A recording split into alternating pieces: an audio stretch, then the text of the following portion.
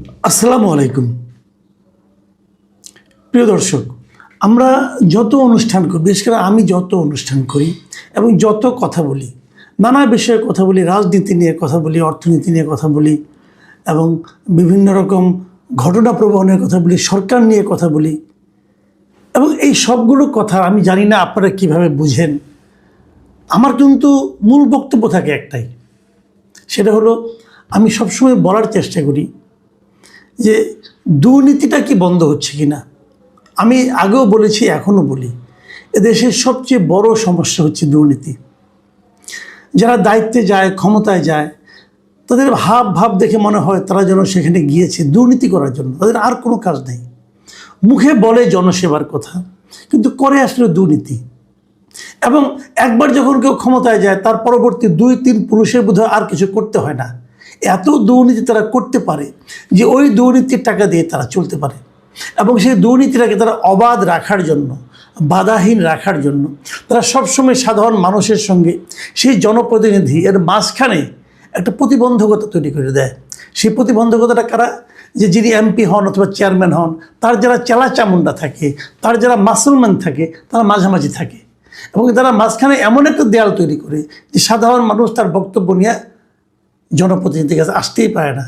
অথচ এই জনপ্রতিনিধি কিন্তু কিছুদিন আগে ভোট পাওয়ার জন্য ওই সাধারণ মানুষের দ্বারে গিয়েছিল। একবারই যায়, ভোটের আগে যায়, কিন্তু ভোট শেষ হয়ে গেলে ওই লোকের দ্বারে কিন্তু আর সাধারণ মানুষ আসতে পারে না।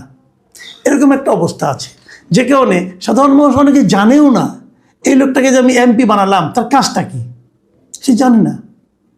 সে জানেও না এই লোকটাকে যে আমি চেয়ারম্যান বানালাম তার কাজটা কি, সে কেন চেয়ারম্যান হলো তাছাড়া জানে না। তো এই যে একটা না জানা অজ্ঞতাটা, এই অজ্ঞতাটা কেন? এই অজ্ঞতাটা কিন্তু ইচ্ছাকৃতভাবে টিকিয়ে রাখা হয়েছে, যাতে মানুষ না জানতে পারে। মানুষ জানলেই প্রতিবাদ করবে, মানুষ জানলেই তার অধিকারের কথা বলবে।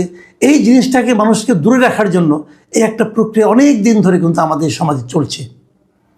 এবং এই অচলায়তন, এই দেয়াল, এই প্রতিবন্ধকতা ভাঙতে হবে।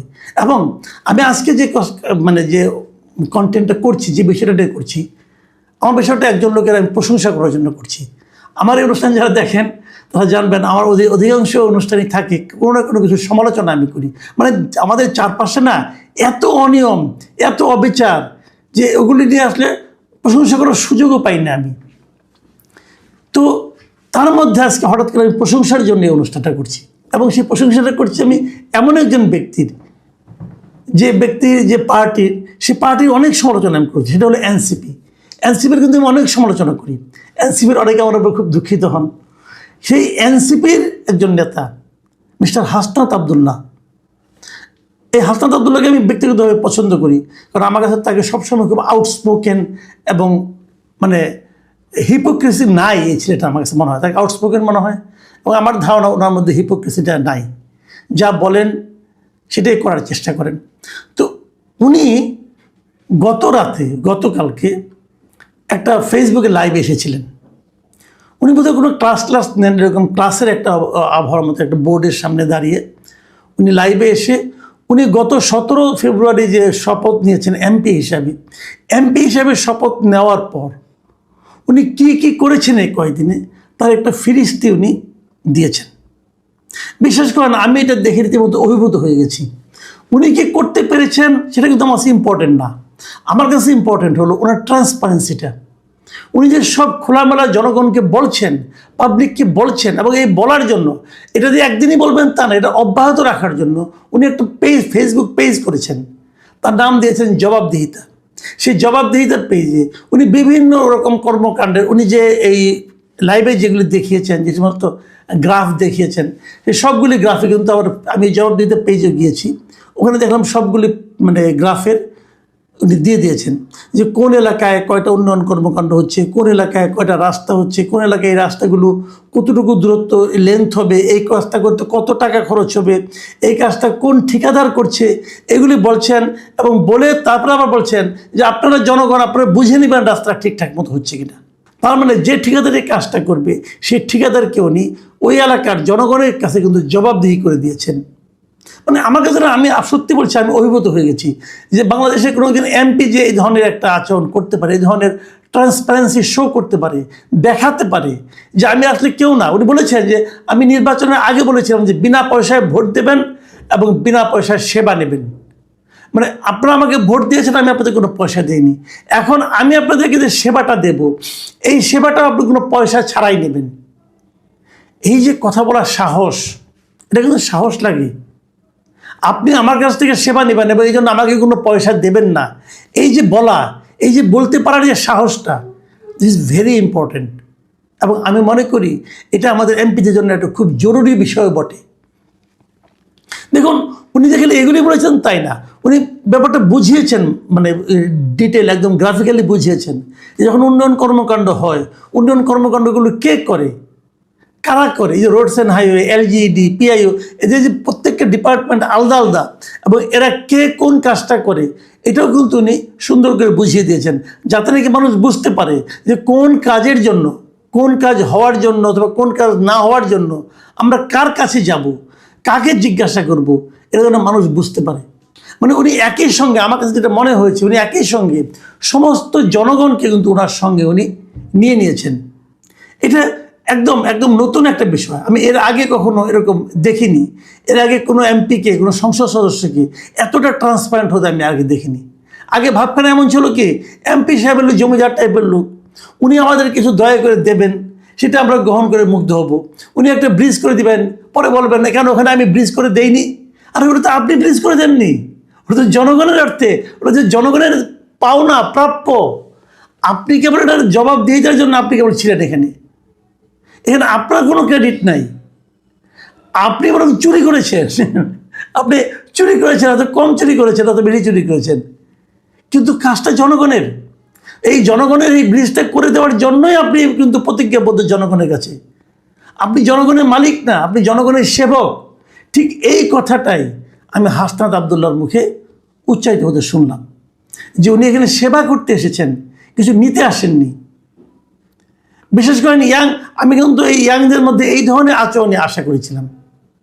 এবং হাসনাত আবদুল্লাহ সেটা দেখে দেখেন, একটা কথা আমি বলি, এই যে কাজগুলি করার পাশাপাশি উনি যে জনগণের যে কি জনগণের যে একটা দায়িত্ব আছে, উনি কিন্তু এটাও উল্লেখ করলেন। যেমন রাস্তার পাশে কেউ পুকুর বানায়, পুকুর বানানোর পরে রাস্তাটা এসে পুকুরে পাড় বানায় ফেলায়, তারপরে পুকুরে যখন বর্ষাকাল হয় তখন পুকুরের কারণে রাস্তার ভাঙে, এই যে বিষয়গুলো উনি এটা উল্লেখ দেখেছেন, একদম গ্রাফিক্যালি ছবি এঁকে দেখালেন যে এই মাঝখানে এতটুকু ফাঁকা রাখবেন, তাহলে কিন্তু আপনার দায়ী হবে।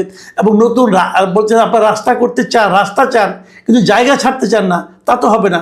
মানে উনি, আমার কাছে যেটা মনে হয়েছে যে একটা মানুষ কতটা সেন্সিবল হতে পারে, মানে উভয়ের প্রতি, সরকারের প্রতি, জনগণের প্রতি, সবার প্রতি, এটা হাসনাত আবদুল্লাহ দেখিয়েছেন। এবং এটা হলো গিয়ে আমাদের দেশের মানুষ যখন এমপি পায়, মন্ত্রী পায়, তারা যে তাদের প্রতি মানুষের যেটা মানে আপনার সম্পর্ক থাকে, সেই সম্পর্কের চেহারাটাই যেন হাসনাত আবদুল্লাহ পাল্টে দিতে যাচ্ছেন।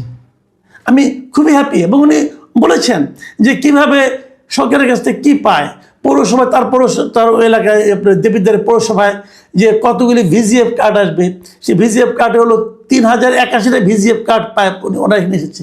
এবং প্রত্যেকে 10 কেজি করে চাল পাবেন।